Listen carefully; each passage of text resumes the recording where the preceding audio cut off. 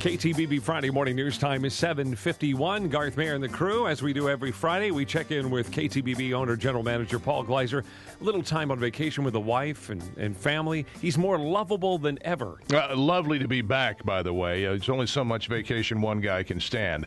We're sponsored by K.E. Cellars, Tyler's Old World Style Boutique Winery in the French Quarter on South Broadway across from the mall.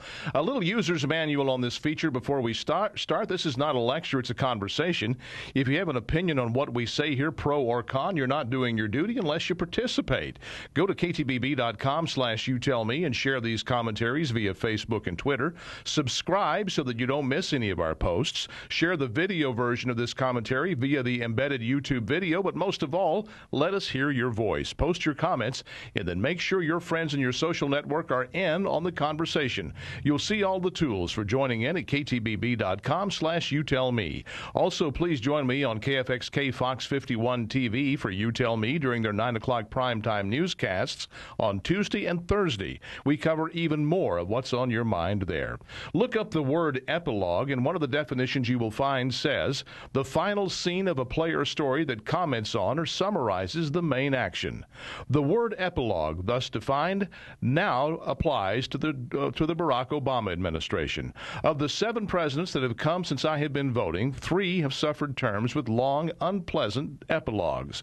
By that I mean after a certain point, everything that happened in their remaining terms constituted little more than unhappy commentary. For Richard Nixon, the epilogue began when the Watergate story completely took over the daily narrative of his presidency.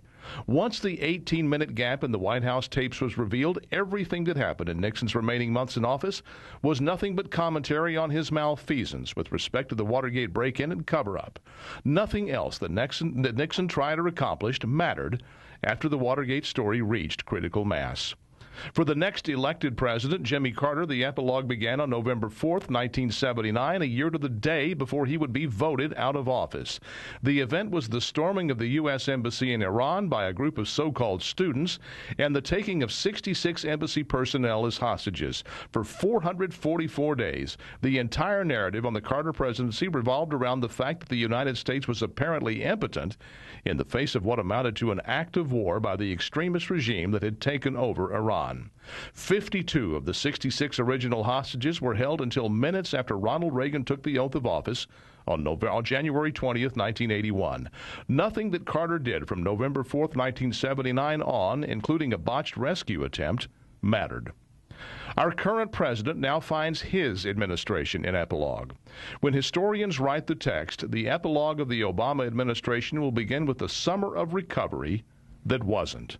The narrative will report the fact that the American people woke up and angrily noticed that a mind-wrenching increase in federal spending and a hitherto unimaginable explosion in federal debt accomplished nothing, save for the impoverishment of generations yet unborn. The summer of 2010 marks the turning point for President Obama. Henceforth, nothing he does will matter. Everything will revolve around the fact that the post-partisan, bridge-building pragmatist that millions of Americans thought they were voting for was finally and irrevocably revealed to be nothing but a tone-deaf, left-wing ideologue who is incapable of changing course even in the face of terrible results. Epilogue presidencies are not pleasant, and this epilogue will be a particularly long one. The last months of the Nixon and Carter administrations were chaotic and unsettling. Such will be the case, I fear, with the Obama presidency. We here at street level, meanwhile, the men and women who make the economy work, are thus left to run out the clock on this prince of fools, all the while hoping that the fools who made him their prince have learned a hard lesson. That's my word. What's yours? Go to ktbb.com/youtellme, and you tell me. Have you tried the Keeper Solid Stage 2007 Shiraz? If you haven't, what are you waiting for? You may have heard me mourning the passing of my beloved 2006 Cabernet, but I must tell you, I'm dealing with the grief rather well, and with the help of this lovely Shiraz, it's easier. The Shiraz grape is the most popular wine grape in Australia, a pretty good winemaking province itself, by the way, for a reason. It's bold and rich and versatile. It goes particularly well with broiled meat and meat grilled outdoors, but it's also great company in front of the TV or alone with a good book.